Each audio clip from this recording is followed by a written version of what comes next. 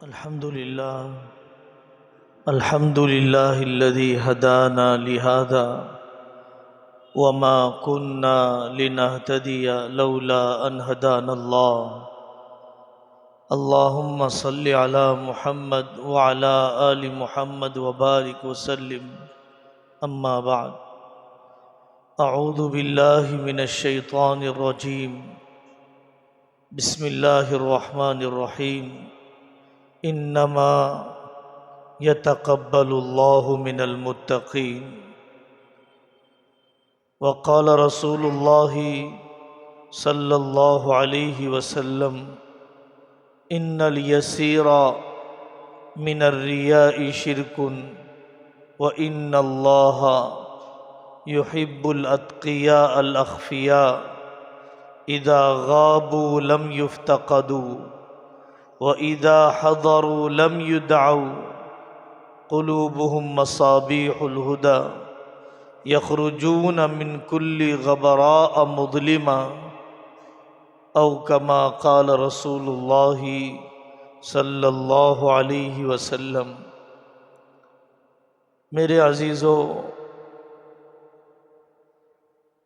عام طور پر ہر عالم دین کی زندگی میں اکابر کے بقول ایک لفظ نے بہت تباہی مچائی ہے. ایک لفظ نے صلاحیتوں کو کھا لیا ہے، پیچھے کر دیا ہے، دھکیل دیا ہے، کہیں کا نہیں رکھا ہے. وہ ہے اپنے فارغ ہونے کا تصور، اپنے فراغت کا تصور. جب ہم یہ ملفوظ حضرت الاستاذ مفتی سعید صاحب پالنپوری رحمۃ اللہ علیہ سے سنا کرتے تھے تو بڑا تعجب ہوتا تھا، لیکن امت میں چلتے پھرتے اور فضلاء کے ساتھ بیٹھتے دیکھتے اندازہ ہو رہا ہے کہ واقعی فراغت کے تصور نے ہمیں کتنا کھوکھلا کر دیا ہے. فارغ ہونے کا مطلب صرف اتنا ہے کہ میں نے رسمی نظام کی تکمیل کی ہے، لگے بندھے تعلیمی مرحلے کی میں نے تکمیل کی ہے. فارغ ہونے کا مطلب ہرگز یہ نہیں ہے کہ میں عالم الکل بن چکا ہوں. فارغ ہونے کا ہرگز یہ مطلب نہیں ہے کہ میں اصلاح اور تربیت سے مستغنی ہو چکا ہوں، بالا تر ہو چکا ہوں. لیکن فارغ ہونے کی یہ خود فریبی، فارغ ہو جانے کا یہ دھوکہ ذہن و دماغ پر اتنا سوار ہو گیا کہ بہت کم طلباء اور فضلاء ایسے ہیں کہ رسمی فراغت کے بعد مطالعہ، رسمی فراغت کے بعد کسی سے استشارہ مشورے کا تعلق، رسمی فراغت کے بعد یہ ضرورت محسوس ہو رہی ہو کہ میں جاؤں اپنے اساتذہ، اپنے اکابر کے پاس پوچھ کر آؤں مکتب کیسے چلایا جائے، دارالافتاء، دارالقضاء، مدارس، مکاتب، جو بھی اور ترجیحی میدان ہیں کیسے سنبھالے جائیں. رکاوٹیں آتی ہیں عوام کی طرف سے، انتظامیہ کی طرف سے. کبھی طائف والے حالات ہماری حیثیت کے مطابق، کبھی مدینہ والا استقبال ہماری حیثیت کے مطابق. میں ان ناقدری کے احوال میں اور استقبال کے دور میں اپنی نفسانی کیفیت کو کیسے ضبط کروں؟ یہ سب چیزیں پوچھ کر چلنے والے بہت کم فارغ ملتے ہیں۔ حضرت مفتی شفیع صاحب رحمۃ اللہ علیہ فرمایا کرتے تھے، آپ کو جو نمبرات دیے گئے اور ہمیشہ جو آپ کا امتحان لیا گیا، اس میں نحو کے نمبرات ہیں، صرف کے نمبرات ہیں، لغت کے نمبرات ہیں، حسن خط کے نمبرات ہیں، تفسیر اور حدیث کے نمبرات ہیں، ایام حاضری ہے، ایام غیر حاضری ہے، اس میں اخلاق کے نمبرات کہاں ہیں؟ تعلق مع اللہ کے نمبرات کہاں ہیں؟ وسعت ظرفی کے نمبرات کہاں ہیں؟ عملی میدان کے مطلوبہ صفات کے نمبرات کہاں ہیں؟ کس دھوکے میں ہیں ہم؟ یہ پہلی بات ہے۔ جب تک ہم اس خود فریبی سے، اس خداع سے نہیں نکلیں گے، اپنے ترقی کا سفر شروع ہی نہیں کر سکتے ہیں۔ دوسری بات میرے عزیزو،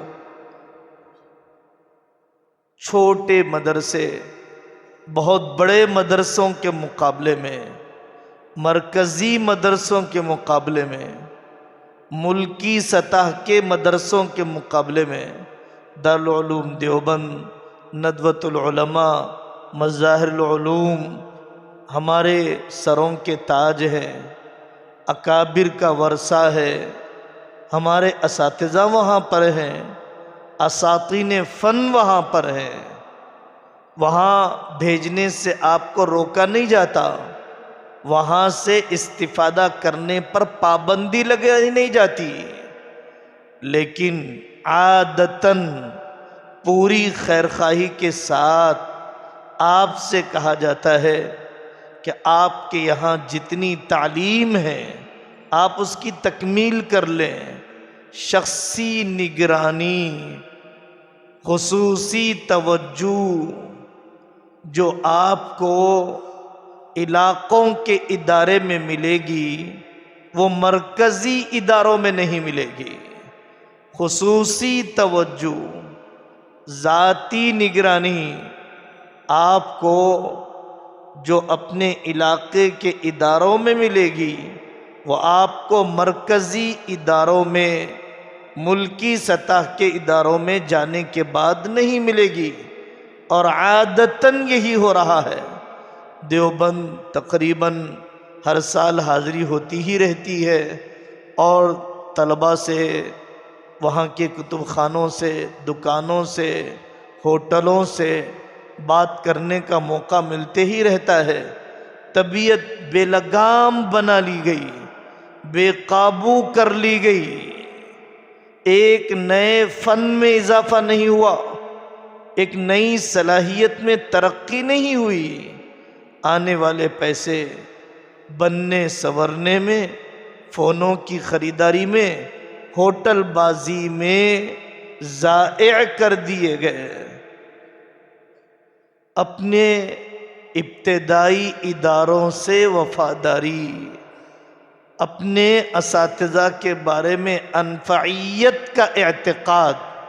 حضرت حکیم الامت رحمۃ اللہ علیہ فرماتے ہیں، آدمی کو یہ اعتقاد رکھنا چاہیے، یہ سمجھنا چاہیے افضل تو کون ہے وہ اللہ ہی جانتے ہیں، لیکن انفع، زیادہ نفع پہنچانے والے میرے حق میں میرے شیخ ہیں، میرے حق میں میرا استاد ہے۔ افضلیت کا علم اللہ کو ہے، لیکن انفعیت خصوصی نگرانی میں اور کسی کی بھرپور توجہ میں رہنے میں ہی ہے۔ تیسری بات، تخصصات کا انتخاب۔ آج تک مجھے ایک دو طالب علم بھی نہیں ملے جنہوں نے کسی تخصص کا انتخاب اساتذہ کے مشورے سے، علاقے کے تقاضے کے مشورے سے، ماہرین کے مشورے سے کیا ہو۔ اپنے طور پر سوچ لیا کہ مجھے ادب کا شوق ہے، ادب میں کود گئے۔ اپنے طور پر سوچ لیا کہ مفتی کا لقب حاصل کرنا ہے، تخصص فی الافتاء کی طرف چلے گئے۔ اپنے طور پر سوچ لیا کہ مجھے تخصص فی الحدیث کرنا ہے، 2 سال اس کے اوپر لگا دیے گئے۔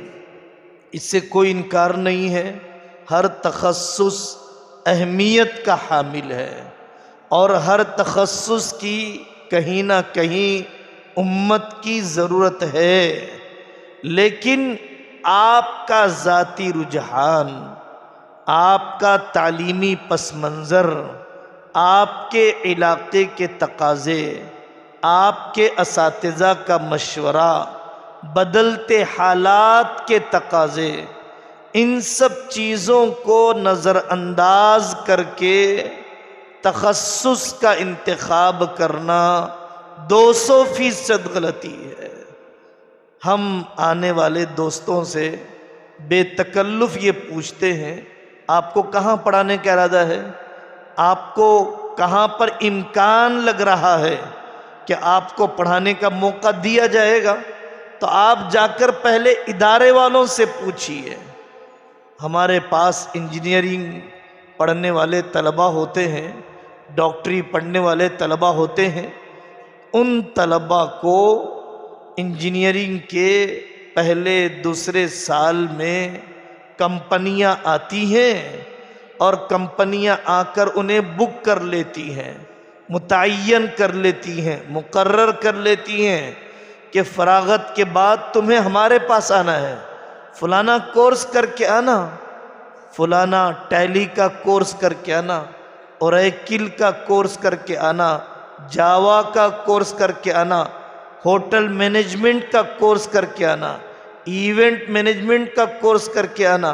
وہ طالب علم کم سے کم معاشی نقطۂ نظر سے کم عقلیت پسندی، معقولیت کے نقطۂ نظر سے بھی اگر سوچا جائے تو اپنے علاقے کے اساتذہ، اپنے مربی اساتذہ، جس مدرسے میں ہمیں جانا ہے، مدرسے میں قراءت کی ضرورت ہے، مجھے قراءت پر محنت کرنا چاہیے، مکاتب پر محنت نہیں ہے۔ آپ نکل جائیے مکاتب کے چلانے، نصاب و نظام کے بارے میں تخصص کرنے کے لیے۔ سارے اکابر چیخ رہے ہیں، رابطہ مدارس عربیہ کہہ رہا ہے کہ بڑے بڑے مدرسے فرض کفایہ کے درجے میں ہیں، مکاتب فرض عین کے درجے میں ہیں، مکاتب سے ہی امت کے ارتداد کے روکنے کا آخری دروازہ باقی رہ گیا، ورنہ NEP نے، نئی تعلیمی پالیسی نے سارے دروازے بند کر دیے ہیں۔ مکاتب کے جو تجربات بمبئی میں ہو رہے ہیں، جو تجربات حیدرآباد میں ہو رہے ہیں، بنگلور میں ہو رہے ہیں، تمل ناڈو میں ہو رہے ہیں، جو افریقہ میں ہو رہے ہیں، ان تجربات کو حاصل کرنا معذوروں کے مکاتب، عورتوں کے مکاتب، کالجوں کے مکاتب اور بالغان کے مکاتب، نوجوانوں کے مکاتب ایک پورا موضوع ہے جو سیکھنے کا ہے، عملی زندگی سے جڑا ہوا ہے۔ اگر ہم افتاء بھی کر رہے ہیں تو صرف کتاب العبادات، کتاب الاضحیہ اور کتاب الطلاق، نکاح معاملات کے رواجی چند مضامین سے گزر کر اپنے آپ کو مفتی سمجھ لینا سوائے دھوکے اور حماقت کے اور کچھ نہیں ہے۔ عرب ملکوں میں جاتے ہیں، شرم بھی آتی ہے جب کہا جاتا ہے ہمارے نام کے ساتھ کہ ہم مفتی ہیں، اس کے بعد ہمیں کہنا پڑتا ہے کہ مفتی کوئی سرکاری عہدہ نہیں ہے، یہ ہمارے یہاں دی جانے والی ایک سند ہے، کیونکہ عرب ملکوں میں مفتی کہلائے جانے والا ملکی سطح پر ایک ہی شخص ہوتا ہے، ایک ہی شخص ہوتا ہے، تو وہ ایک سرکاری عہدہ ہوتا ہے، وہاں کوئی سند نہیں ہوتی ہے۔ عالم کہلانے کے لیے بھی عرب ملکوں میں بالوں میں سفیدی آ جاتی ہے۔ یہ تو ہمارے اکابر نے ایک لگا بندھا نظام بنا دیا اور وہ پڑھا کر ہمیں عوام میں بھیجا جاتا ہے اور عوام کے سامنے اعلان کیا جاتا ہے یہ عالم بن گئے، یہ عالم بن گئے، یہ عالم بن گئے۔ ایک طرح کی دینی قیادت دلانے، دینی قیادت کی طرف بڑھانے، عوام کا اعتماد آپ پر لانے کے لیے اکابر نے یہ لگے بندے نظام سے آپ کو گزارا ہے۔ لیکن اس کے پڑھنے کے بعد ہم واقعی اپنے آپ کو مفتی سمجھنے لگ جائیں، اردو کے فتوا بھی نظر سے نہیں گزرے، معاشیات کے بنیادی مضامین سے بھی واقفیت نہیں ہوئی، اکیڈمیوں کے فیصلوں سے بھی واقف نہیں ہوئے، ابھی تو سماج اور میدان کے زمینی مسائل کو بھی نہیں دیکھا۔ کبھی جا کر چکن کی دکان میں پوچھا کیا غیر شرعی حرکتیں ہوتی ہیں؟ کیا کبھی اسکول میں جا کر پوچھا کہ یہاں پر کیا غیر شرعی اعمال ہوتے ہیں کہ اسکول کو اسلامائزیشن اور مسلم بنانے کے لیے کیا کام کرنے کے ہیں؟ عرض کرنے کا مقصود یہ ہے کہ تخصصات کا انتخاب علاقے کی ضرورت اور اپنی ذاتی صلاحیت اپنے مشیر اور مربی کے فیصلے کے بعد ہونا چاہیے۔ اپنی ناپختہ سمجھ، اپنی بچکانہ عمر، اپنی طفلانہ ذہنیت، اپنے زعم کی بنیاد پر کسی تخصص کا انتخاب نہیں ہونا چاہیے۔ ایک بات یہ ہے کہ ہمیں سیکھ کر کام کرنا ہے۔ ہم نے پڑھا ہے، پڑھانا کہاں سیکھا ہے؟ پڑھانا دنیا داروں کے پاس ٹیچر ٹریننگ کا کورس ہے، ٹیچر ٹریننگ کے کورس کے بغیر ٹیچنگ اور تدریس کی اجازت نہیں دی جاتی ہے۔ نورانی قاعدہ پڑھنا الگ ہے، پڑھانا الگ ہے۔ ہدایت النحو اور ابتدائی کتابیں پڑھنا الگ ہے، پڑھانا الگ ہے۔ قابل ہونا الگ ہے، قابل بنانا الگ ہے۔ مسیح اللہ خان صاحب رحمۃ اللہ علیہ فرمایا کرتے تھے کہ ہر قابل آدمی قابل بنانے کے قابل نہیں ہوا کرتا ہے۔ بہت قابل ہوتا ہے، تنگ ظرف ہے، انانیت ہے، تکبر ہے، راحت طلبی ہے، سہولت پسندی ہے، دعا کا مزاج نہیں ہے۔ بہت بڑا قابل ہونے کے باوجود بھی بانجھ ہی دنیا سے چلا جاتا ہے۔ ہمیں سیکھ کر کام کرنا ہے، ہمیں سیکھ کر کام کرنا ہے۔ دیکھیے پورے عالم میں اور ہمارے ملک میں دو رخ ہے۔ ایک رخ بہت زیادہ جذباتیت کا، وزیر اعظم کے بیانات سنے، سوشل میڈیا پر کلپ دیکھے اور فلاں فرعون نے یہ کہہ دیا، فلانا قانون قابض ہوتے جا رہا ہے۔ اب جذباتیت، کیوں علماء میدان میں نہیں اترتے؟ کیوں مقابلے پر نہیں آتے؟ کیوں جواب نہیں دیتے؟ کب تک ظلم چلتا رہے گا؟ ایک رخ جذباتیت کا ہے اور ایک رخ مایوسی کا ہے، اس میں بھی کافی بڑی تعداد ہے۔ قرآن کی نظر سے حالات کو دیکھنے والے، حدیث اور اشراط الساعہ اور کتاب الفتن کے چشمے سے حالات کو دیکھنے والے، تاریخ کی بصیرت سے حالات کو دیکھنے والے، اکابر کی تحریروں کے آئینے میں حالات کے دیکھنے والے بہت کم ہیں۔ تو پھر دوسرا رخ مایوسی کا ہے۔ پتہ نہیں مدرسے باقی رہیں گے نہیں رہیں گے، کب گرفتاری ہو جائے گی، کب بلڈوزر چلے گا، فرعون پتہ نہیں آتے ہی ہمارے گھر میں گھس جائے گا، عصمت دری ہو جائے گی، میری ماں بہنیں بے آبرو ہو جائیں گی۔ یہ مایوسی کا رخ، میدان چھن گیا، کام نہیں کر سکتا ہوں میں، پابندی لگ گئی طلاق کے اوپر، پابندیاں لگ رہی ہیں میراث کے ضوابط پر۔ میرے عزیزو، یہ جذباتیت اور یہ مایوسی، یہ دونوں راستے نقصان دہ ہیں۔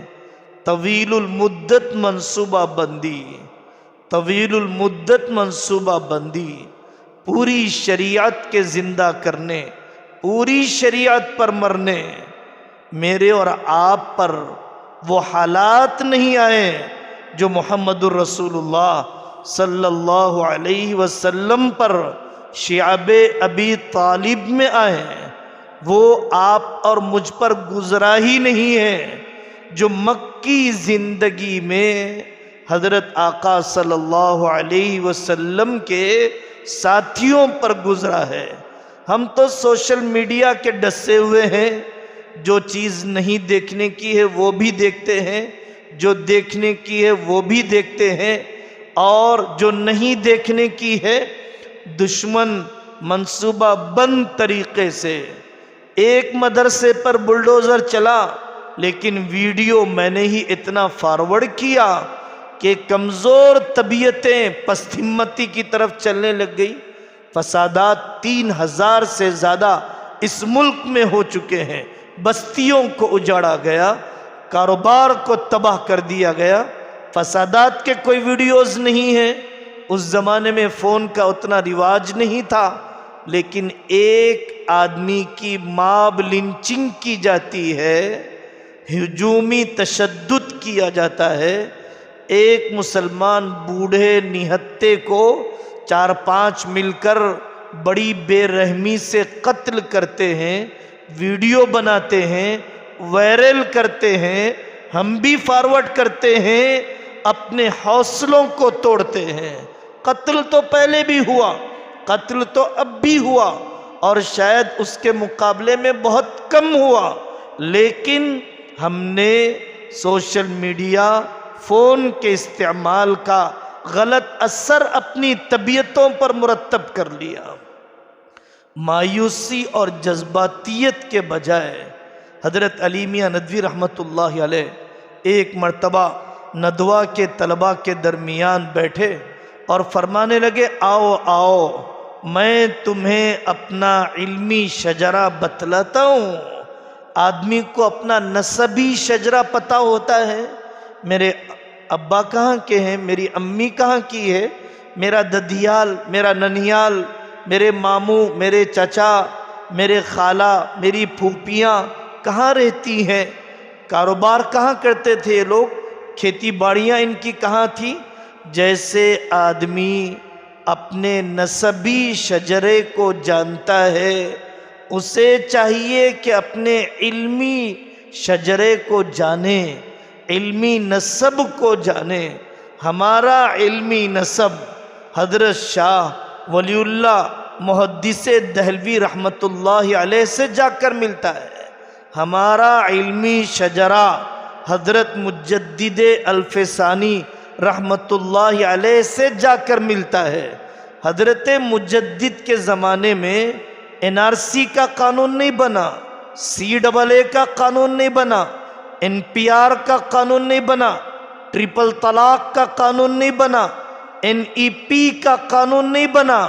حضرت مجدد کے زمانے میں دین محمدی کے مقابلے میں دین الہی بنا ہے، اور وہ بنانے والا کوئی فرعون، کوئی کافر، کوئی مشرک نہیں، مسلمان خاندان، اسے چلانے والی کوئی کافروں کی پارلیمنٹ نہیں، اس دین الہی کو چلانے والے نام نہاد قسم کے علماء، خنزیر حلال، شراب پینا حلال، غیر مسلم لڑکیوں سے نکاح حلال، سورج کی پوجا کی جائے، بادشاہ وقت کو سجدہ تعظیمی کیا جائے، اور اس سے بھی زیادہ وہ چیزیں جس کا ہم تصور نہیں کر سکتے، دین الہی کا ملغوبہ۔ حضرت مجدد رحمت اللہ علیہ، حضرت شاہ ولی اللہ کے زمانے میں اورنگزیب رحمت اللہ علیہ کے بیٹوں کا بے قابو پن، ان کی نااہلی، مراٹھوں کا تشدد، شاہ عبدالعزیز کو کتنے کلومیٹر ننگے پیر بھاگنا پڑا ہے، حضرت شاہ ولی اللہ کو کیسی تکلیفیں دی گئی ہے، کیسے فاقے ان کے خاندان نے جھیلے ہیں، کیسے شیعہ کی کوششیں اس زمانے میں دہلی میں پروان چڑھ رہی تھیں، یہ اکابر مایوس نہیں ہوئے۔ اس دور زوال میں تجدیدی محنتیں پیدا ہوئی ہے۔ دور زوال کا حل اپنی امکانی کوشش کرنا، افراد سازی کی کوشش کرنا، بتدریج کرنا۔ حضرت مجدد نے اپنے خلفاء کی تربیت کی، صوبوں میں پھیلایا، قید خانے سے خطوط لکھے۔ حضرت شاہ ولی اللہ رحمت اللہ علیہ کی کسی کتاب میں آپ بتلا دیجئے مایوسی کے عالم میں لکھ رہے ہوں، بتلا دیجئے خوف کے عالم میں لکھ رہے ہوں۔ ابھی قریبی زمانے میں اہم کتاب شائع ہوئی، حضرت مولانا اسماعیل ریحان صاحب دامت برکاتہم کی تاریخ امت مسلمہ۔ انہوں نے اپنی 5-6 جلدوں کے اندر ایک جگہ پر عنوان باندھا ہے، دور زوال میں علماء کے کارنامے۔ آپ تاریخ کو اس نظر سے دیکھیے، قرآن کو اس نظر سے دیکھیے۔ دور زوال میں میں ہتھیار لے کے نکل جاؤں، مسلح مقابلہ کروں، دفعتاً انقلاب آ جائے، کہیں پر بھی نہیں ہوا، انسانوں کی دنیا میں کہیں پر بھی نہیں ہوا۔ انقلاب صالح لانے کے لیے حضرت رسول اللہ صلی اللہ علیہ وسلم کی عمر کے 23 سال لگ گئے، خلفائے راشدین کے 30 سال لگ گئے۔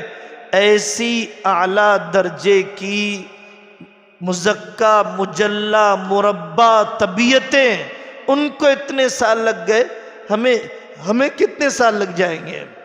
دفعتاً کوئی انقلاب نہیں آتا، فرد سازی۔ آپ ایک ایک فرد کو بنائیں گے تب معاشرہ بنے گا۔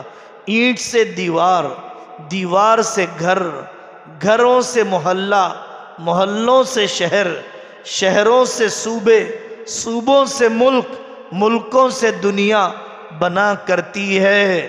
انقلاب لانے کا عقل مند کے پاس کوئی شارٹ کٹ رستہ نہیں ہے، کوئی شارٹ کٹ رستہ نہیں ہے۔ تلک الایام نداولها بین الناس، اتار چڑھاؤ ہے۔ سلطنت و حکومت کسی کے ساتھ ہمیشہ چمٹی نہیں رہی، اور پورے 1400 سال میں آپ کو جتنا موقع ملا، آپ کے آباء و اجداد کو جتنا موقع ملا، اتنا تو کسی کو نہیں ملا۔ مغلیہ سلطنت کے 700 سال ہیں، دیکھ لیجئے خلافت اندلس، دیکھ لیجئے مصر میں فاطمی سلطنت، آپ دیکھ لیجئے عثمانی حکومت کے 650 سال، آپ دیکھ لیجئے بنو امیہ بنو عباسیہ کا دور۔ جتنا لمبا عرصہ آپ کو ملا ہے، اتنا لمبا عرصہ کسی اور قوم کو نہیں ملا ہے۔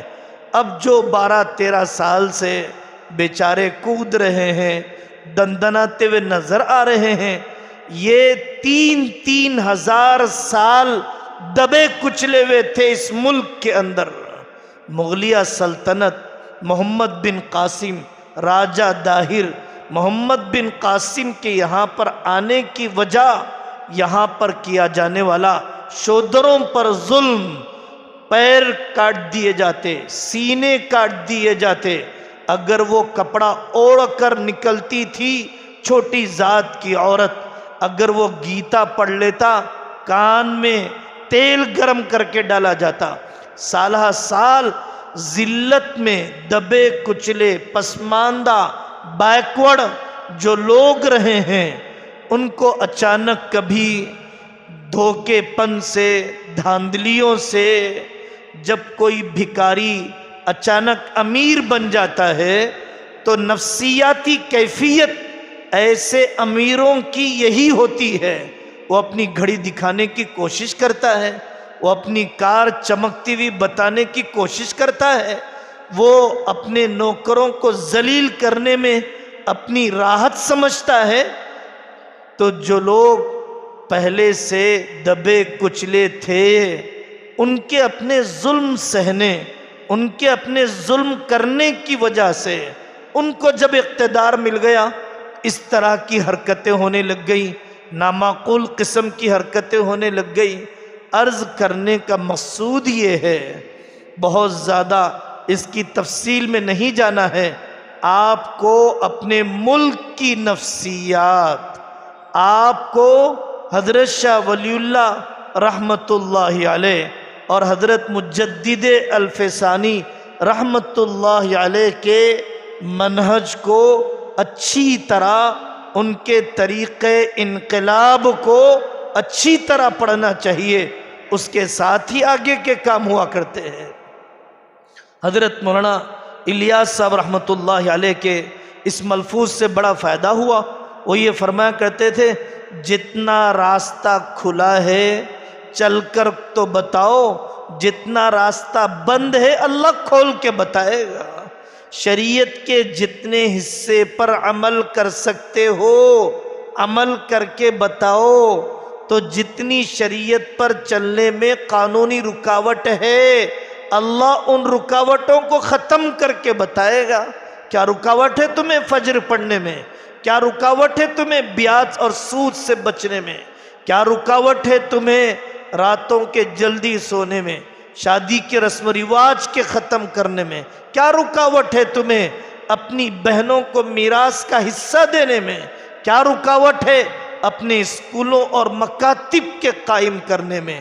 نہیں کیا، کسی حکومت کی وجہ سے نہیں، اپنی جہالت کی وجہ سے، مفاد پرستی کی وجہ سے، کم فہمی کی وجہ سے، بے لگامی کی وجہ سے، نئے میدان کو نہ تلاش کرنے کی وجہ سے۔ بہت امکانات کھلے ہیں، بہت دروازے کھلے ہیں، کام کیا جا سکتا ہے۔ اس سے پہلے کہ اسے بھی بند کر دیا جائے ہمیں قدر کر لینا چاہیے۔ اکابر کے دسیوں واقعات ہیں، علمی شجرہ، اسلام پر اعتراضات کے جوابات ہم نے پڑھا، منطق کو پڑھا، فلسفے کو پڑھا، اسلام پر اعتراضات، شبہات کے جوابات، کافی کتابیں عربی زبان میں، اردو زبان میں، تشکیک زدہ ذہنیت، ایک ایک کلپ کے ذریعے سے تاریخ کے بارے میں، حضرت عائشہ رضی اللہ عنہ کے نکاح کے بارے میں، غزوات کے بارے میں، مستشرقین کے اعتراضات۔ یہاں کے باشندے اتنے عقل مند نہیں ہیں، یہاں کے باشندوں کا فہم اتنا نہیں ہے کہ وہ اعتراض بھی کر سکیں، انہیں کہیں سے سکھایا جاتا ہے۔ مستشرقین کے اعتراضات کو وہ لوگ لیتے ہیں اور سوشل میڈیا پر ایک بڑا کام گزشتہ 14 سال کے اندر یہ بھی رہا کہ تاریخ کے، سیرت کے مختلف ابواب کو لے کر اگر ہم مسلمان کو مرتد نہیں کر سکے، ماب لنچنگ نہیں کر سکے، قادیانی عیسائی شدھی نہیں بنا سکے، تو پھر آخری درجے میں اسے شک میں ڈال دیا جائے۔ تو مسلمانوں کے نام پر بھی، ایکس مسلم کے نام پر مرتد ہونے والے مسلمانوں کے گروپس، اور پھر سوشل میڈیا پر مختلف قسم کے گھنٹوں کے ڈیبیٹس اور مناظرے، ایک بڑا کام ہے اپنے اسلام پر اعتماد کے بچانے اور اپنی آنے والی نسل کے اسلام پر اعتماد کے بڑھانے کے لیے ہم پہلے مطمئن ہو جائیں۔ حضرت مولانا خلیل الرحمن سجاد صاحب دامت برکاتہم اپنے بارے میں فرماتے ہیں، جب میں 14 سال کا ہوا میرے والد نے مجھے بلایا اور ایک کتاب دی توحید سے متعلق، اور مجھ سے کہا کہ سجاد مجھے روایتی مسلمان نہیں بنانا ہے، شعوری مسلمان بنانا ہے، میں تجھے خاندانی مسلمان نہیں، میں تجھے حقیقی مسلمان دیکھنا چاہتا ہوں۔ اب یہ توحید کو پڑھو، میرے سے اعتراض کرو، مجھ سے پوچھو، اللہ تعالیٰ کی وحدانیت، حضرت رسول اللہ صلی اللہ علیہ وسلم کی رسالت، آخرت کے وجود، یہاں سے مجھ سے پوچھو۔ تاکہ تمہارے دل کے کسی کونے میں اعتراض اور شبے کا کوئی شمع باقی نہ رہ جائے، کوئی ذرہ بات باقی نہ رہ جائے۔ جو خود آدمی قائل نہ ہوا ہو وہ داعی کیسے بنے گا؟ قائل بننے کے بعد داعی بننے کے لیے یقین کی زیادہ قوت چاہیے، یقین کی زیادہ قوت چاہیے۔ اس مضمون پر محنت کرنے، جمعہ میں سنانے، عوامی زبان میں سنانے بہت بڑا کام ہے۔ اختصار پسندی، شارٹ کٹ لوگوں کا اس زمانے میں رواج ہو گیا۔ کپڑوں میں شارٹ کٹ، فونوں میں شارٹس، ہر جگہ پر ایسے اختصار پسندی کے راستے۔ بہت جلدی کوئی بالغ نہیں ہوتا ہے، بالغ ہونے کی جو رفتار ہے، بالغ ہونے کے جو عمر کے مراحل ہیں، اسی طرح سے آدمی بالغ ہوتا ہے۔ آپ کے یہاں 8 سالہ، 9 سالہ، 10 سالہ جو نصاب بھی بنایا گیا، اس طور پر میں چھلانگ لگانا چاہتا ہوں کہ فنون عالیہ میں کمزوری باقی رہ جائے۔ میں اس طور پر کودنا چاہتا ہوں کہ عالمیت کی بنیادی کتابیں چھوٹ جائے تو یہ بہت بڑا نقصان ہے۔ اس کمزوری کے ساتھ میں غامدیت کا مقابلہ، اس کمزوری کے ساتھ میں گوہر شاہی فتنے کا مقابلہ، اس کمزوری کے ساتھ مستشرقین کا مقابلہ، اس کمزوری کے ساتھ عملی میدان میں نہیں ٹھہر سکتا ہوں۔ اس وجہ سے ہمیں چاہیے ایسی اختصار پسندی اپنے بڑوں کے مشورے کے بغیر کسی شرعی عذر کے چھلانگ مارنے، اداروں کے بدلنے کی کوشش نہیں کرنا چاہیے، بہت نقصان ہوتا ہے۔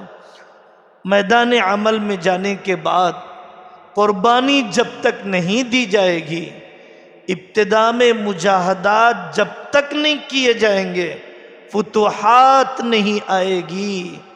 قربانی کے بغیر مہربانی نہیں ملے گی، نہیں ملے گی۔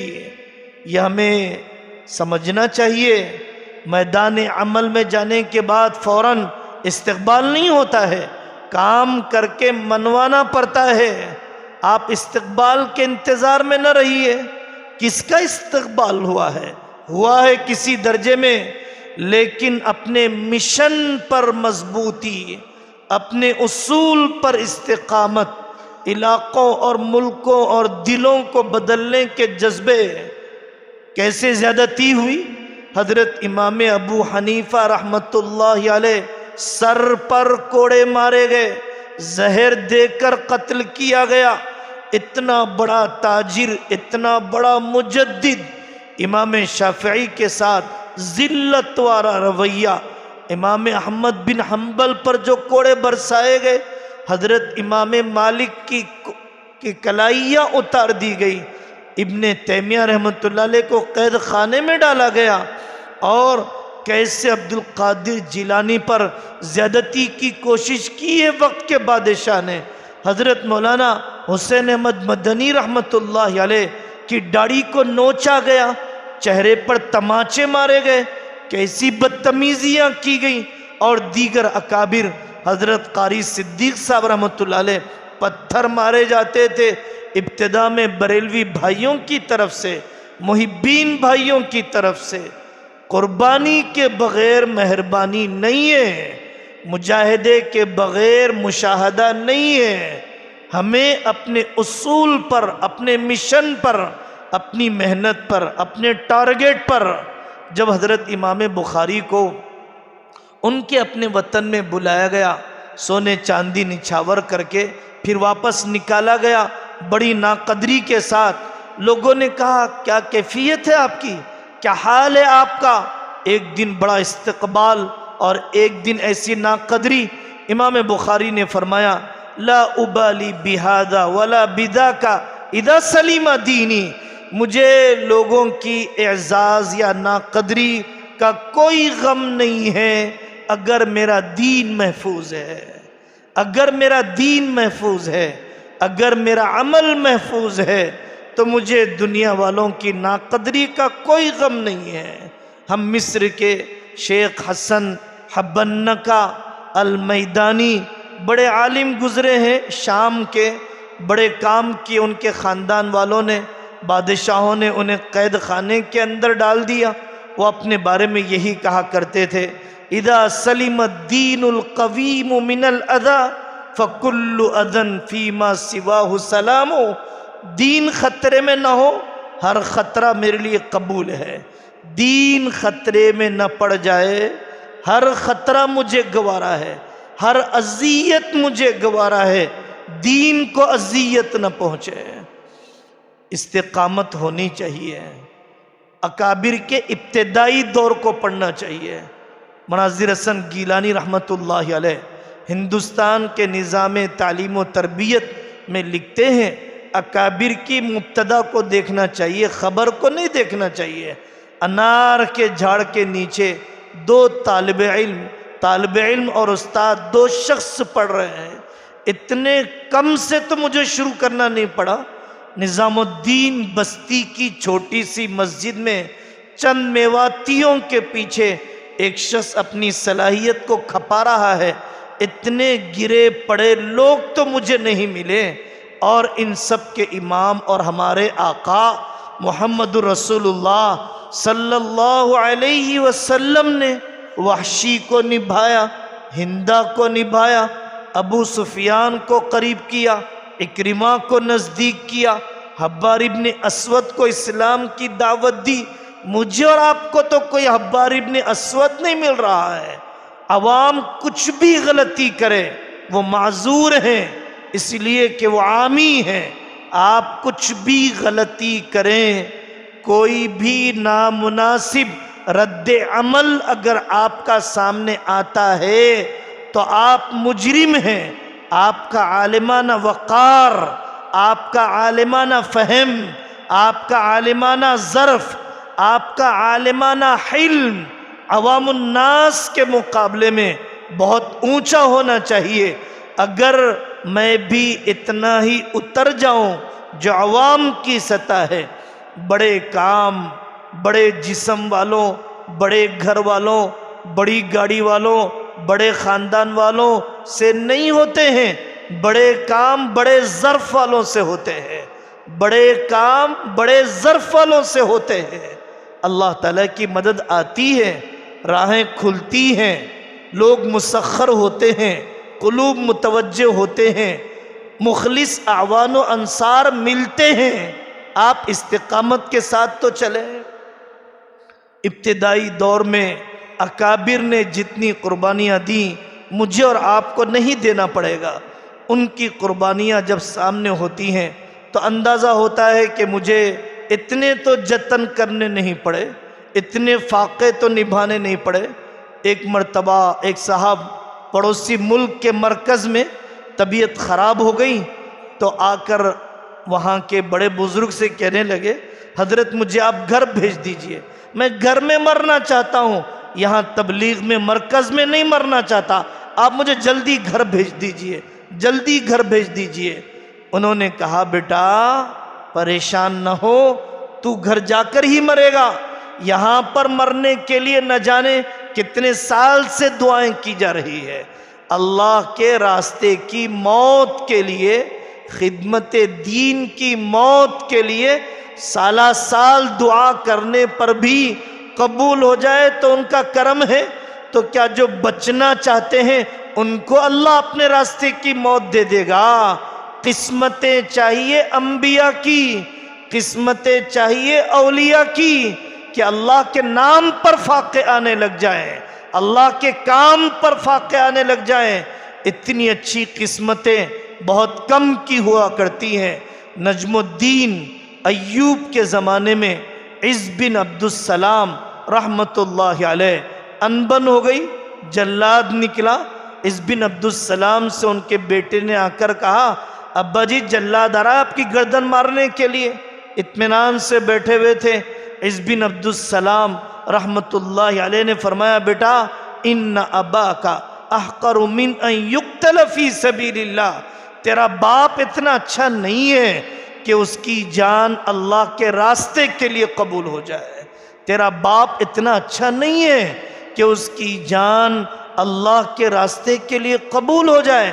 فاقوں کا غم نہ کیجئے، تنگیوں کا غم نہ کیجئے، تھوڑی سی معمولی ابتلا، معمولی سی آزمائش، اللہ پرکھ لیں کہ یہ مخلص ہے، اللہ پرکھ لیں کہ یہ مجھے چاہتا ہے، اللہ پرکھ لیں کہ یہ خدمت دین کو چاہتا ہے، پھر اللہ تعالیٰ کی طرف سے فتوحات ہی فتوحات ہوا کرتی ہے۔